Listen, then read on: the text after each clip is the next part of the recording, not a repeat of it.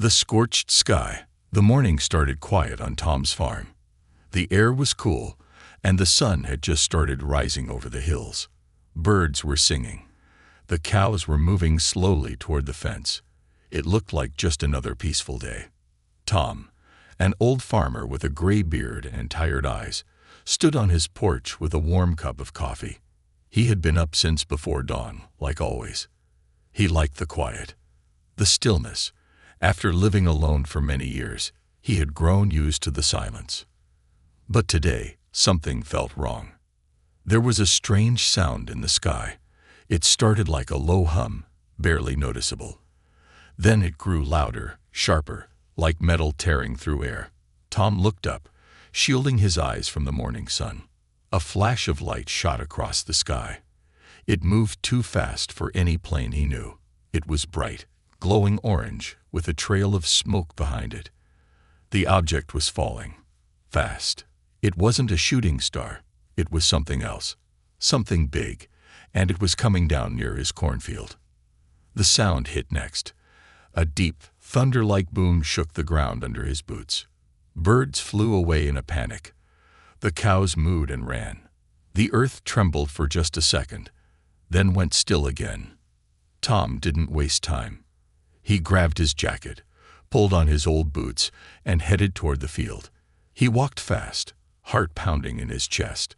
Something had crashed, and it was close. As he reached the far end of his cornfield, he saw it. A giant hole had opened in the earth. The ground was blackened and smoking. Corn stalks were flattened all around it. In the center of the crater, surrounded by broken metal and glowing parts, was a small pod. It looked like something from a science fiction movie, smooth and silver, with cracks all over it. Lights blinked along its edges. Steam hissed from the sides. Something inside was moving. Tom stepped closer, slowly. He had no weapon, no phone, no plan, just curiosity, and a strange feeling in his gut that told him he had to look. The pod's door had popped open halfway. Inside was a small creature. It was curled up, shaking, breathing weakly. Its skin was covered in smooth, dark scales that shined purple and green in the light. Two tiny wings were folded against its back. It had 4 claws, a thin tail, and a long neck. It didn't look human. Not at all. And then it opened its eyes. Those eyes were gold, bright, glowing gold. They looked straight into Tom's, calm and curious. There was no fear in them, no hate, just something soft, almost trust. The creature made a small sound, almost like a whimper. Tom didn't know what to do. He should have called someone, maybe the government, maybe the police, but he didn't. Instead, he pulled off his jacket and wrapped it gently around the creature. It was warm, too warm for something so small. He lifted it carefully. It weighed almost nothing. "You're just a baby," Tom whispered, surprised by how calm he felt. He walked back to the house, holding the creature close. No one saw him. No one knew. And for now, that was good. He placed the creature on a pile of blankets near the fireplace. It watched him quietly. It didn't try to run. It didn't seem scared. Tom gave it some water in a bowl. The creature sniffed it, then licked it slowly. Tom didn't sleep that night. He sat nearby, watching the creature breathe. It made small sounds, like purring, like it felt safe. As the hours passed, it moved closer to him, curling up beside his boot. Tom looked down and sighed. He had no idea what this thing was, no idea where it came from, but something inside him told him it didn't mean harm. What he didn't know, what he couldn't know, was that this creature wasn't just lost. It was being hunted, and something else had followed it to Earth, something in the corn. The next morning, Tom woke up in his chair by the fire. His back was stiff, and his neck ached from sleeping upright, but he didn't care. The small creature was still there, curled up on the blanket like a sleeping cat. Its chest rose and fell in slow, steady breaths. Tom looked at it closely. It didn't look sick. In fact, it seemed a little stronger than the night before. Its color was richer, and its tiny claws flexed while it slept. Tom rubbed his eyes and stretched. He had been through a lot in his life. Storms, debt, hard winters. But nothing had prepared him for this. A real alien. Not just an alien, but something that looked like a small dragon from one of those fantasy books his wife used to read. If she were still here, she'd probably name it and start knitting it a sweater. He smiled at the thought. He stood up quietly and walked to the kitchen. The house was old, full of creaks and groans, but the creature didn't stir. Tom made a pot of coffee, then grabbed a few eggs from the fridge. He cooked them slow, making sure not to make too much noise. Halfway through eating, he heard soft footsteps behind him. He turned around. The creature was standing, shaky on its legs but moving. It looked up at him, blinking slowly. Tom froze, unsure of what it wanted. Then it let out a tiny chirping sound and walked toward him, its claws clicking lightly on the wooden floor. It stopped by his feet and sat down. Tom crouched and held out his hand. The creature sniffed it, then gently nudged it with its snout. Its skin felt warm and smooth, like polished stone. Tom looked into its eyes again. They were brighter now, glowing faintly even in the daylight. "You're not just smart," Tom whispered. "You understand, don't you?" The creature blinked once, slowly. Tom named it Ember. It seemed fitting, the way its scales glowed like embers in a fire. That day, Ember followed Tom everywhere. Out to the barn, around the field, even into the tool shed. It watched everything he did, head tilted like it was trying to learn. It flinched at sudden noises, like the roar of the tractor or the slam of a door, but didn't run away. It was curious, maybe too curious. It poked at chickens, sniffed cow feed, and once tried to drink from the garden hose, and ended up sneezing for 10 minutes straight. Tom couldn't help but laugh. It had been a long time since he laughed like that. But not everything felt right. That night, while he sat on the porch watching the stars, Tom heard something strange. It was a low humming sound, soft but deep, like something was moving, something big. He stood up and listened harder. The sound faded quickly, like it was passing by high above. He looked into the sky, but saw nothing. Just stars and clouds. He thought maybe it was just his old ears playing tricks. Maybe a plane, or a drone. But it didn't feel like that. It felt heavier. He looked down at Ember, who sat beside his boot. The little dragon was tense, eyes locked on the sky, tail wrapped tightly around its legs. It didn't make a sound. But Tom could tell Ember heard it too, and it didn't like it. Later that night, Tom couldn't sleep. Something had changed. Something was out there. Just before dawn, a loud crack echoed through the field. Tom jumped up and grabbed his flashlight. He rushed out the door, Ember right behind him. They ran through the dark corn rows, flashlight beam bouncing between the tall stalks. The air was cold and still. He reached the far end of the field, near the crater from the crash. And there, lying in the dirt, was one of his scarecrows, ripped in half. The wooden pole snapped, the head missing, straw scattered everywhere. Claw marks were scratched into the ground nearby, deep ones. Tom knelt and touched the soil. It was warm, too warm. Behind him, Ember growled. It was the first real sound of anger or fear it had made. Its wings tightened, and its back arched slightly. It wasn't just scared. It was warning him. Tom stood up slowly. His hands were shaking. Something had come through the field, something big, and it wasn't from Earth. Maybe it was looking for Ember. Maybe it already knew. And maybe this quiet farm was no longer safe. The shadow in the wheat. The morning after the scarecrow was found torn apart, Tom didn't start his day with coffee. He sat by the window, watching the field through tired eyes. The sky was gray, clouds hanging low like they were hiding something. Everything was too quiet. Even the birds that usually filled the air with song seemed to have vanished. Ember stayed close to Tom's side. The little dragon had changed overnight. It moved differently, faster, more alert. Its golden eyes never stopped scanning the windows and doorways. Every creak of the old farmhouse made it tense. Tom had no doubt now that Ember felt something out there. And whatever it wasn't friendly. Tom walked the edge of the field, checking for signs. Footprints, broken stalks, anything strange. He found nothing. The claw marks from the night before had already faded into the soft dirt. It was like the thing that came through didn't want to be found. Or maybe it didn't need to leave a trail. As the day went on, Ember began to act even stranger. It avoided the open fields, sticking to the shadows under the porch or behind the trees. It sniffed the wind constantly, letting out low growls now and then. Tom didn't try to stop it. He knew better than to ignore instincts like that. He'd grown up with dogs, cows, and wild coyotes around. Animals always knew when something was wrong. By evening, a storm rolled in. Dark clouds swallowed the sun, and heavy rain started to fall. Tom lit the fireplace and sat down with a worn notebook. He flipped through pages filled with numbers, old harvest notes, and scribbles from years past. Now he started a new page. What is Ember? What crashed in the field? Who or what is looking for it?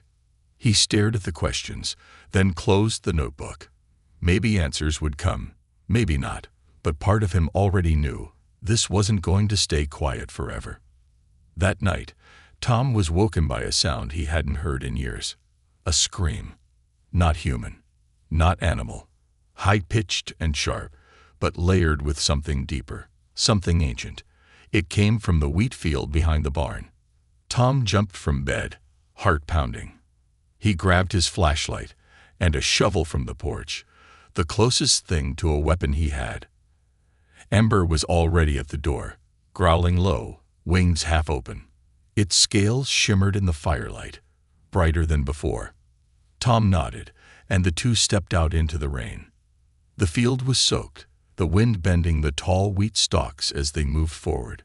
Tom kept the flashlight pointed ahead, scanning every corner, every movement. Ember stayed low, claws silent against the wet ground.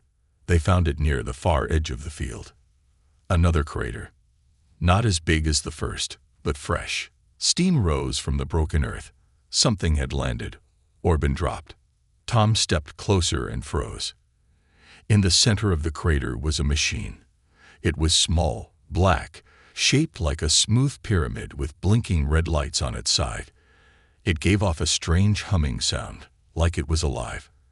As he moved closer, the machine suddenly turned toward him, without moving, just the lights shifting, as if it had eyes. Ember growled louder now. It stood between Tom and the device, wings spreading wide. Then it did something Tom hadn't seen before. It roared. Not loud, but deep and full of force. The sound hit the machine like a shockwave. One of the lights on the side blinked out. The humming stopped for a moment, then restarted, softer this time. Tom backed away slowly. "What is that thing?" he whispered. Ember turned its head and gave him a look. Not fear, not anger. It was like it was asking, "Do you trust me?" Tom gave a small nod. They left the crater and went back to the house. Behind them, the rain poured harder. Thunder rumbled in the sky. Whatever had dropped that machine. Drone, probe, or something worse. It knew where Ember was now. And it had sent a message. Inside, Ember didn't sleep. It sat by the window all night, watching the sky. By morning, something about the creature had changed. It was bigger, just a little. Its wings looked stronger, its tail longer, the glow in its eyes brighter. Tom stared, realizing Ember wasn't just recovering. It was growing. And fast. Voices from the dark. By the fourth day, Tom knew nothing about his life would ever go back to the way it was. He still woke up at dawn, still drank his coffee black, still walked the fence line with his old boots sinking into the earth. But now he wasn't alone. Wherever he went, Ember followed. And Ember was no longer small. It had grown by at least a foot in 2 days.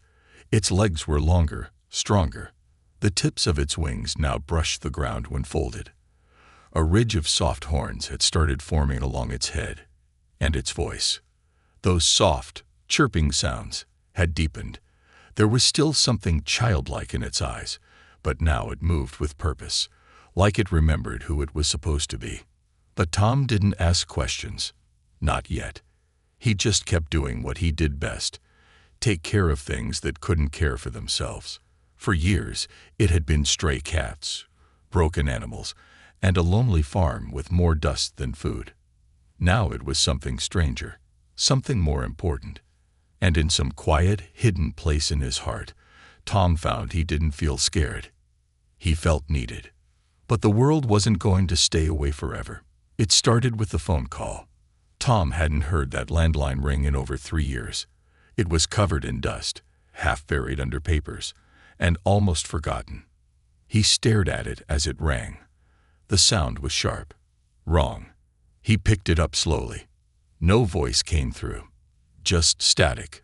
A strange, whispering static, like wind moving through wires. And then, for 1 second, a voice broke through. Not a human one. Low, crackling, full of clicks and tones. Tom didn't understand the words, but the tone made his skin crawl. It wasn't a message. It was a warning. And then the line went dead. He stood there for a long time after, phone still in hand. Behind him, Ember had gone still. Ears back, tail stiff. It had heard it too. That night, Tom made a choice. He sat Ember down on a blanket, fed it 2 eggs and half a steak, and leaned back in his old rocking chair. The fire was low. The wind howled outside the windows, and Tom began to speak. "I don't know what you are," he said quietly, "or where you came from. But you're not a mistake. Not some crash or accident. Someone sent you here. Someone's looking for you." Ember watched him closely, eyes glowing in the dim light. "And maybe," he continued, "they're not looking to bring you home. Maybe they want to finish what they started. Whatever kind of thing you are, you've got enemies." Ember let out a soft growl, not at Tom, but in agreement. It was the first time Tom was sure it understood him. "I ain't got much," Tom said. "No fancy weapons, no army, just this old farm, my 2 hands, and a shovel. But I've got something they don't." He paused, looking into the flames. "I care if you live." The creature blinked slowly, then walked over and rested its head on his knee. Its scales were warm, its breath soft. Tom placed a hand gently on its back. But deep down, he knew hiding couldn't last forever. The next day, he drove to town. First time in weeks. He needed supplies, but he also needed to listen, to hear if anyone else had seen the lights in the sky, heard strange noises, felt the way the ground shifted some nights, like something heavy was moving just beneath it. But town was quiet, too quiet. He stopped at the gas station and overheard 2 young men talking near the pump. One mentioned a neighbor's cows going missing. No blood, no struggle, just vanished. Another talked about radios picking up weird signals in the middle of the night, machines that didn't belong. One man claimed his dog wouldn't go near the woods anymore, just sat and whined until sunrise. Tom said nothing, just listened. When he got back, Ember was waiting by the barn.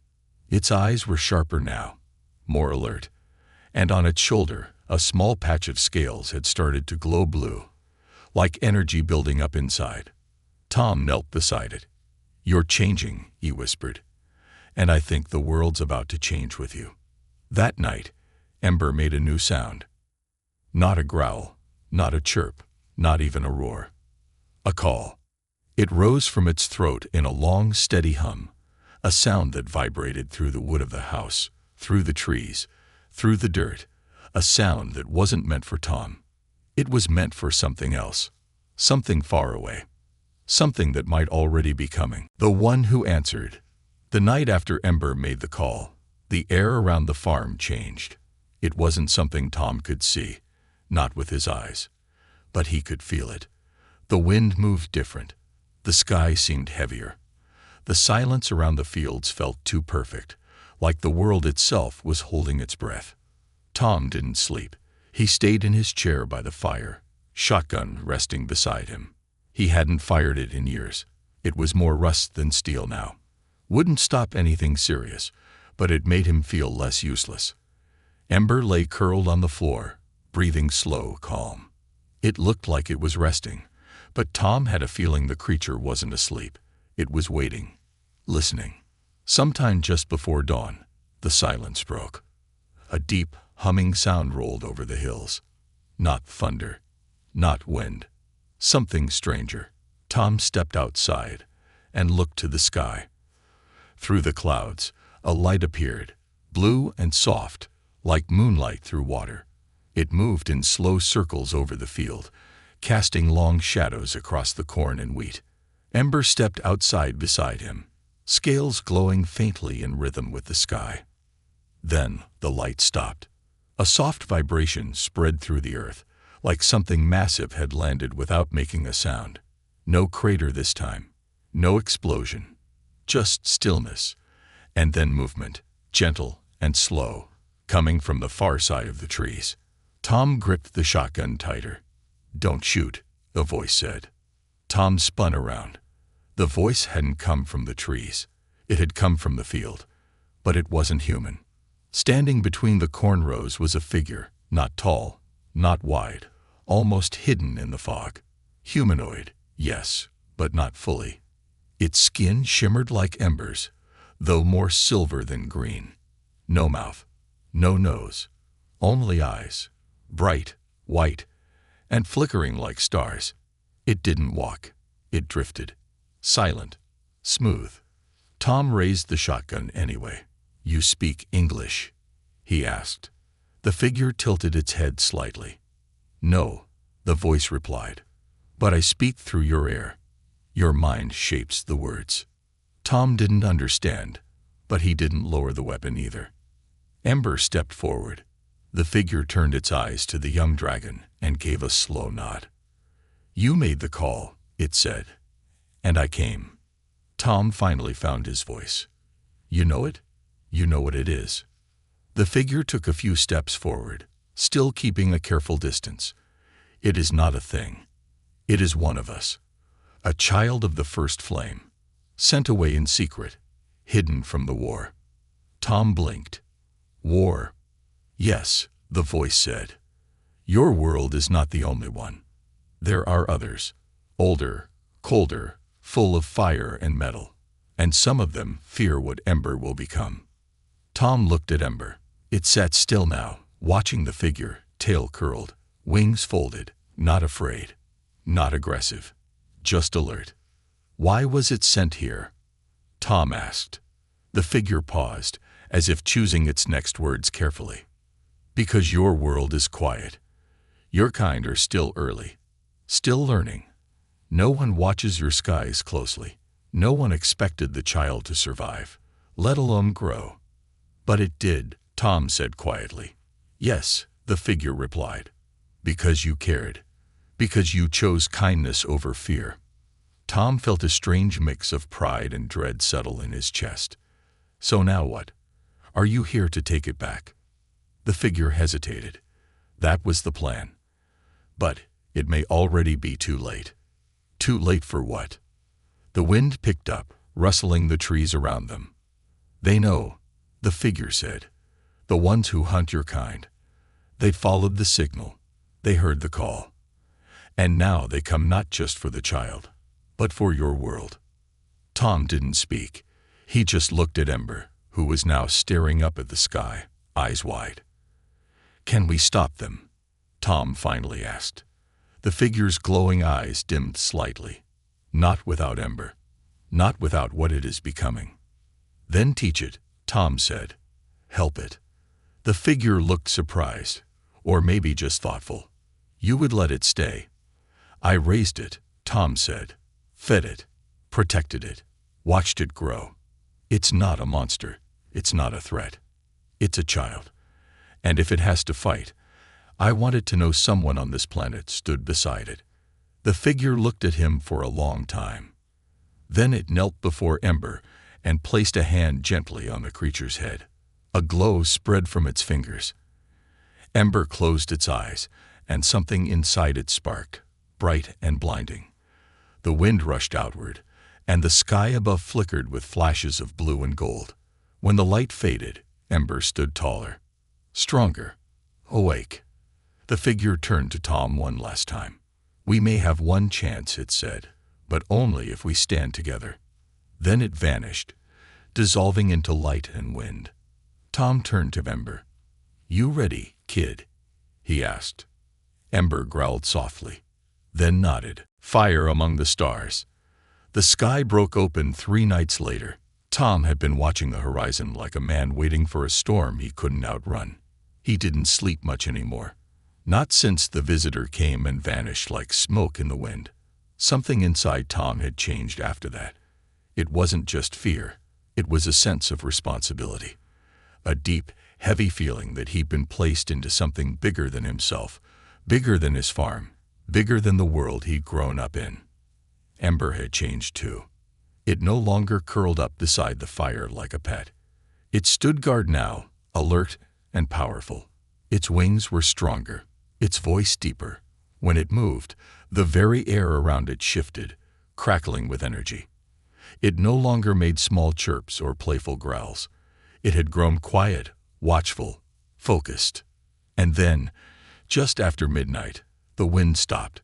No rustling leaves, no whispering wheat, nothing.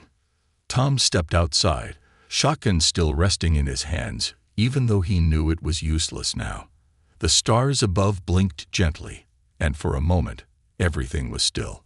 Then, a shadow passed across the moon. He looked up. Something massive was descending.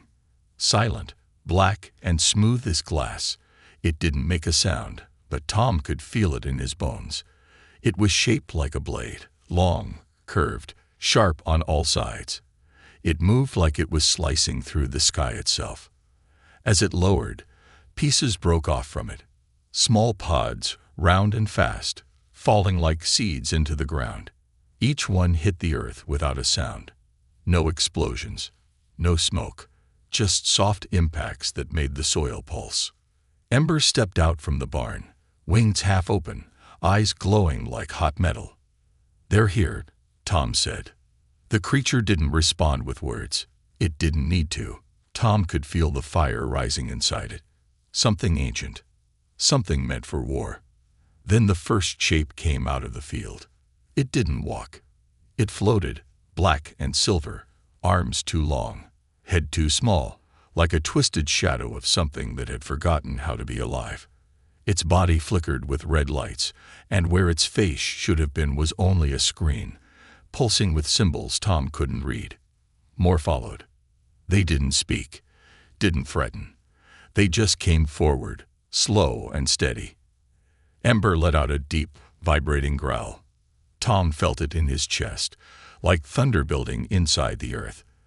The creatures paused, sensing the shift. Then they charged. The first one moved fast, too fast. But Ember was faster. It leaped forward, wings snapping open, a wave of blue fire bursting from its chest. The fire didn't burn like normal flames. It shimmered, cold and hot at once, tearing through the nearest enemy like paper. The creature exploded in sparks and ash. The others swarmed. Tom backed up toward the porch, heart racing. He wanted to run, to hide, but something kept him there. Maybe pride, maybe fear. Maybe he just couldn't leave the thing he'd raised to fight alone. Ember moved like a storm. Wings slicing, claws tearing, fire lighting up the night. Each time it struck, the sky lit up with flashes of gold and blue. Its body pulsed with strange light, markings glowing along its scales. Marks Tom hadn't noticed before. Ancient, alien symbols written in fire across its skin. The enemy fought back. Blasts of red light shot from their hands, cutting through trees and burning the grass. One beam hit the side of the barn, ripping a hole straight through it. Another shot past Tom, close enough to singe his arm. He didn't flinch. He watched Ember, and Ember wasn't losing. For every shot fired, Ember moved faster, For every enemy fallen, it grew brighter. More of the invaders fell, their broken pieces twitching before going still. But then, the blade-shaped ship in the sky began to glow. A new sound filled the air. Low, humming, deep enough to shake the windows of the farmhouse. Tom covered his ears, but Ember raised its head. From the ship came something different. A figure. Not like the others. Larger, older, wrapped in armor that looked alive. Its body shifted with smoke and light, like it wasn't fully in this world. It landed without effort, standing taller than Tom, taller even than Ember. The two stared at each other. Then it spoke, not in words, but in sound that hit the mind like a whisper and a scream at once. "You are not ready." Ember stepped forward. Its glow faded slightly, then returned, stronger than before. It opened its mouth and let out a sound Tom had never heard before. Not a roar, not a cry. It was like a chord of music and power, rising up into the night and shaking the stars. The tall figure hesitated, and in that hesitation, Tom saw something impossible. Fear. Ember had grown into more than they expected, more than they could control. And the battle wasn't over. Not yet. The last Ember. The air stood still as Ember faced the armored being that had descended from the ship. The sky above pulsed with silent flashes of red and black, like a storm waiting to fall. Tom stood just behind, shotgun long forgotten in the mud, breath caught in his chest. He didn't know what would happen next. He didn't know if he would survive. But he knew one thing without a doubt. He would not leave Ember alone. The armored figure stepped forward. Each movement sent small ripples through the earth. It wasn't just a soldier. It was something higher, older, maybe, a commander, or a hunter. It looked at Ember not as an enemy, but as a failure of control, something they should have destroyed before it ever reached this world. "You were not meant to survive," the voice said again, echoing not through ears but through the mind. Ember held its ground. Blue fire flickered across its shoulders. Its wings stretched wider. It didn't respond in words. It didn't need to. Its body began to glow brighter. From Tom's view, it was like watching a star being born. Lines of energy traced over Ember's scales, sharp patterns of light, like veins carrying power from something ancient. The creature had grown since the day it landed. Not just in size, in soul. It wasn't a hatchling anymore. It wasn't hiding anymore. It was ready. But the enemy wasn't done. The armored figure raised a hand. From the sky, long spears of light rained down. The ground exploded in small bursts as they struck around Ember. Tom dove behind the well, shielding his face, but Ember didn't move. The attacks hit and scattered. Each one bounced off a shield of blue fire surrounding it. A dome of light, alive and humming like wind in the trees. Ember opened its mouth, and a new light began to build. It wasn't the cold fire from before. This was different, brighter, pure. But then Ember stopped. Just for a second. It turned, looking at Tom. Just a glance, a brief flick of golden eyes. And in that single look, Tom saw something deeper than any words. Ember wasn't just fighting for survival anymore. It was fighting for him, for this place, for everything it had learned here. That was when Tom understood. This wasn't a battle to win through fire or strength alone. This was a test. Ember turned back to the figure and stepped forward slowly, not to strike, but to rise. Its body began to lift from the ground, floating, wings spread wide, light pouring from every scale. And then, with no sound at all, Ember changed. The body melted into light, not vanishing but expanding. Ember's shape grew larger, brighter, until it wasn't a creature of scale and wing anymore. It became a shape of flame, shaped like a dragon, yes, but more than that. Like a guardian, like something older than stars. The armored figure froze. Its voice faltered. "You are awakened." Tom watched in silent awe as the light swirled above the field, every color of flame weaving through the sky. And then, with a sound like a deep breath, Ember spoke, not with noise, but with something pure, a message that reached into the mind. I remember. The light flashed once, bright enough to blind. When Tom opened his eyes again, the armored figure was gone. The ship had vanished from the sky, and the field was quiet once more. In the middle of the open land, where the fire had been brightest, a small figure lay curled on the grass. Ember, back in its original form. Tom rushed forward and fell to his knees beside the creature. Ember was breathing. Slow, tired, but alive. Tom let out a shaky laugh and placed a hand on its head. "You did good, kid," he whispered. Days passed. The news said nothing about ships or lights or battles. Maybe the world never noticed. Maybe the memory of what happened was erased or never allowed to form. Maybe the ones behind the skyships had realized Earth was no longer as small and helpless as they thought. Tom didn't care much about the reasons. What mattered was that the world was safe, and Ember was still with him. The creature stayed by his side as spring rolled in. The farm healed slowly. Trees regrew. Grass pushed up through scorched dirt. And one by one, the stars returned to their proper places. Ember didn't grow much more after that. Not in size. But Tom could tell the change was inside now. Sometimes, Ember would look at the sky, not with fear, but with knowing, as if it was watching something far away, keeping the peace in its own quiet way. Some nights, Tom would sit on the porch, hand resting on Ember's back, watching the wind move through the wheat. "You know," he'd say, "if the rest of the world ever met you, they'd be scared out of their minds."